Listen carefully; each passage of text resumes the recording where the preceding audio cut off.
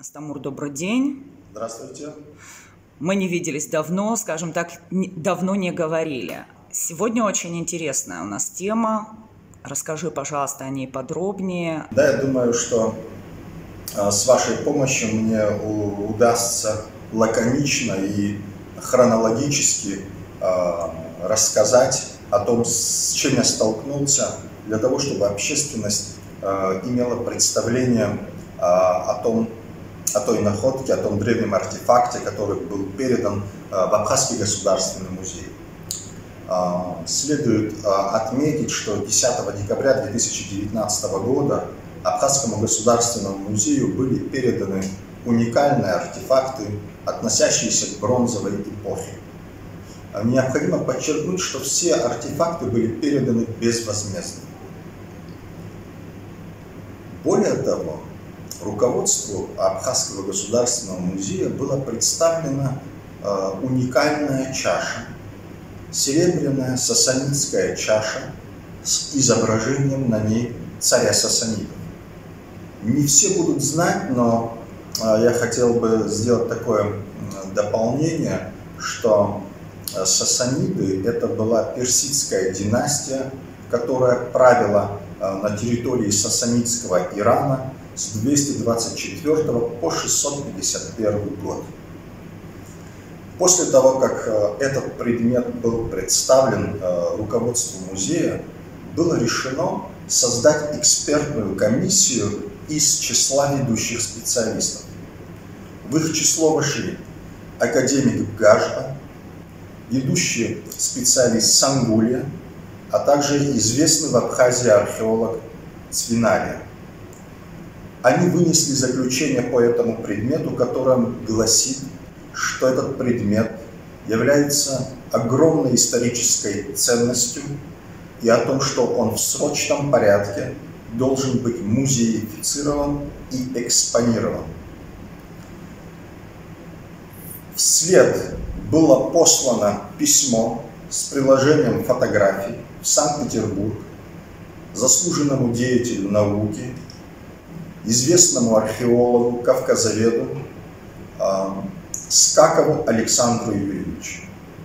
Оттуда мы также получили заключение, в котором он подтверждает, что эта находка в ряду находок, относящихся к мировому шедевру, которые могли бы пополнить и украсить лучшие музеи мира. После этого Министерство культуры инициировало встречу, собрание в Академии наук, где заключение экспертной комиссии и заключение господина Скакова были подтверждены. Министерство культуры также провело независимую экспертизу данного предмета, финалом которого стал документ, распоряжение, подписанное премьер-министром о распределении из резервного фонда Кабинета министров положенного вознаграждения в данных случаях в соответствии с законодательством Республики Абхазия. Нужно отметить, что распоряжение, в котором было указано вознаграждение, до сих пор не исполнено. Более года назад я обратился также с письмом к президенту страны, в котором я выразил свое негодование, связанное с тем, что не только распоряжение не было исполнено, но также место, где был обнаружен этот уникальный артефакт, на этом месте не было проведено никаких изыскательских работ.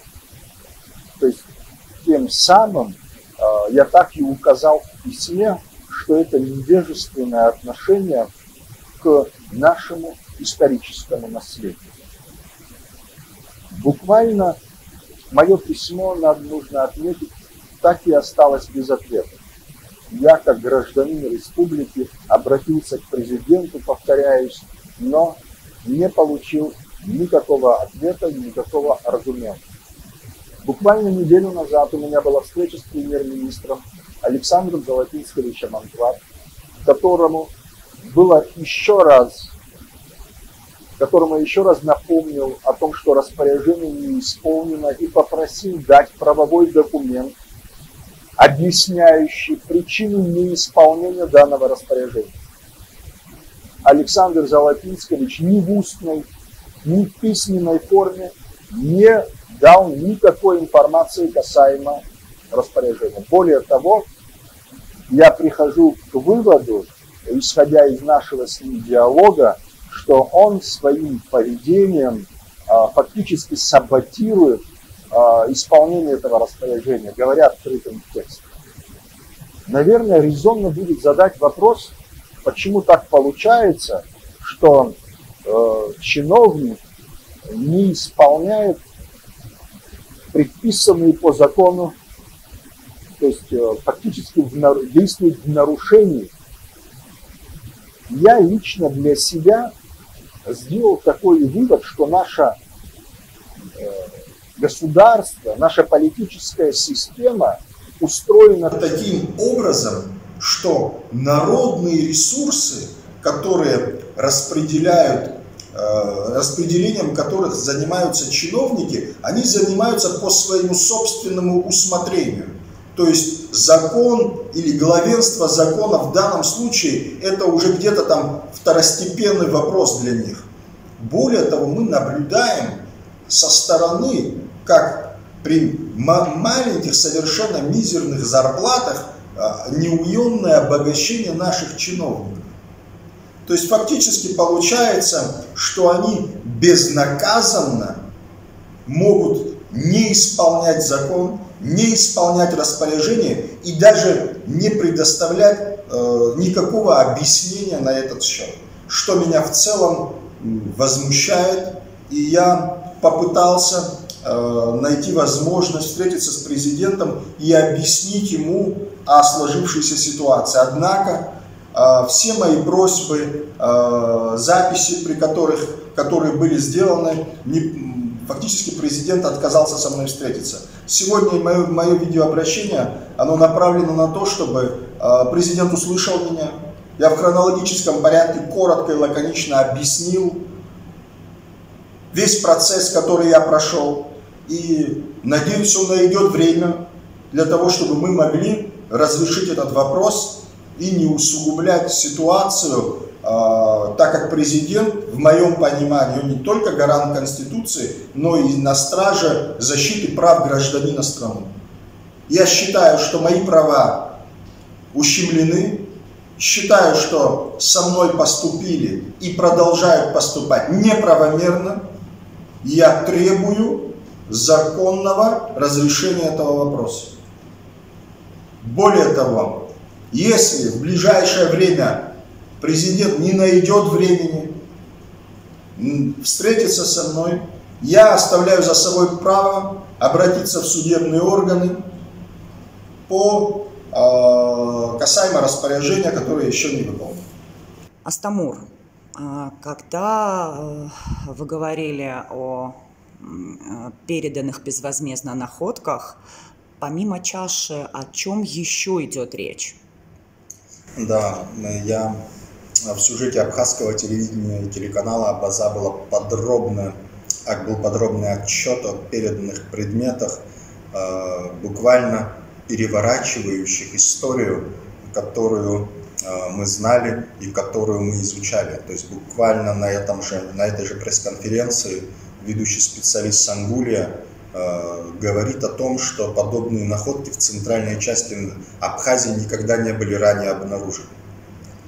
То есть, что переворачивает понимание того, локализации населения того времени, их культуры, быта и так далее. То есть, эти предметы, они фактически отражают, что центральная часть Абхазии также была в ареале распространения человека именно в бронзовую эпоху. Эти предметы, они настолько интересны, настолько хорош их сохран, что вызывают восхищение, что через 3,5 тысячи лет они все еще могут быть использованы даже в быту. И вы все это передали бесплатно? а все предметы бронзовой эпохи были переданы безвозмездно. Более того, господину Сангулия был вместе со мной, со Стамуром Какалия, мы его повезли на машине МЧС в труднодоступное место, где ему было показано наглядно, где эти места были обнаружены для проведения дальнейших исследований. Но, как я уже отмечал, к большому сожалению, я не могу найти разумного объяснения, почему до сих пор никто не занимается изысканием в этих местах и продолжает изучать наши исторические памятники, которые открыты и предоставлены. В связи с тем, что вы рассказали о том, что вы были на встрече с премьер-министром Александром Анкваб, были в администрации президента, но так и не попали к главе государства. Скажите, пожалуйста, вот вы предприняли ряд попыток принудить высоких чиновников исполнять закон, да? Исполнять законные распоряжения. Ничего не получилось. Вот неужели для вас это так легко обошлось? Вы, наверное, будете удивлены, но через все круги ада, которые я прохожу в чиновничьих кабинетах, скажем так, я прошел по совету и рекомендации Александра Золотицкого Анкваба. То есть именно он на встрече со мной, я первым обратился к нему за советом, как мне правильно действовать в данной ситуации.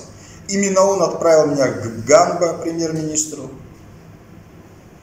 Но сегодня, когда это распоряжение подписано и когда все законные процедуры пройдены, он действует образом, которому я не могу найти разумное объяснение. То есть, если мне ранее сообщали о том, что государство находится в тяжелой экономической ситуации и не может сегодня осилить какие-то выплаты, и я шел им навстречу, то сегодня фактически открыто саботируют, тогда как чуть ли не каждый день рапортуют о превышении налоговых поступлений в страну, о том, что у нас хороший туристический сезон, о том, что у нас постоянно пополняется бюджет. Чем вызван подобный саботаж, мне остается только догадываться. Я думаю, что это какая-то личная причина, глубоко укоренившаяся, какой-то, видимо, комплекс, связанный с подобными вещами. Видимо, когда речь касается о выплате, наши чиновники считают, что это их личный карман. То есть это не народные ресурсы, а это их личный карман, которым они имеют право распоряжаться по своему личному усмотрению. Я думаю, вот здесь у нас фундаментальные разногласия в том, какое должно быть государство, какие чиновники должны в нем работать и вообще на что это все похоже. Спрошу тогда более прямо. Астамур, скажите, вам не угрожают, на вас не оказывают давления? То есть, несмотря на все ваши попытки, отрегулировать данный вопрос? Методы устрашения и использовать силовые институты, СГБ или МВД, неважно, для того, чтобы человека запугать или человека заставить выполнить какие-то решения, которые не идут вразрез с правом, то есть фактически тогда получается мы создаем прецедент, когда руководство потворствует грубому нарушению прав человека. Я хотел бы тут что подчеркнуть? Я был задержан СГБ. Я хочу, чтобы об этом знали. Самое удивительное, что меня на самом деле очень поразило, мне вменялось, что я, гражданин страны, шантажирую государство на получение вознаграждения. То есть, каким образом я могу шантажировать государство, я не понял. В моем сознании это пока никак не уместилось. Но от меня требовали написать отказ от получения вознаграждения. Служба госбезопасности. Служба государственной безопасности. Более того, были такие фразы: ты никогда не устроишься на работу в стране. То есть, честно говоря, я серьезно не могу воспринимать такие угрозы. Я даже с иронией, наверное, воспринял бы такую информацию. И вообще, как можно к человеку, который, я не знаю таких прецедентов, когда человек передает государству артефакты огромной исторической и материальной стоимостью. Я хочу, чтобы зрители знали, что сасанидская чаша стоит сегодня на аукционах мировых от 50 миллионов и выше. То есть я, если мыслил бы таким образом, как мыслят наши чиновники, я бы обогатился бы, я бы сегодня, наверное, не имел бы проблем ни с кем, в том числе и с высшим руководством нашей страны. То есть вместо того, чтобы отблагодарить меня за то, что я фактически пожертвовал своими, так скажем, интересами во благо государственных, ведь завтра, послезавтра, когда мы созреем, наконец, и наши научные круги созреют, и этот мировой шедевр будет представлен, будет доказано, что Абхазия была частью мировой цивилизации, что Абхазия древнее государство, что Абхазия не какой-то тупик, где не было никакой цивилизации, где по горам бегали какие-то дикие люди, не имеющие ни культуры, ни быта, ни государства. То есть подобные артефакты, это вещественные доказательства, которые еще раз подтверждают о том, что мы древнее государство с древней культурой. Более того, сасанидская чаша никогда не была найдена на территории Абхазии. То есть это первый случай. Было найдено не археологом, было найдено любителем. Я совершенно не понимаю, чем руководствуется наше руководство. И надеюсь, что у господина президента Аслана Георгиевича достаточно интеллекта и интеллектуальной базы, чтобы разобраться и дать мне возможность, еще раз подчеркиваю, при личной встрече, лично ему рассказать ее о других подробностях, с которыми я столкнулся.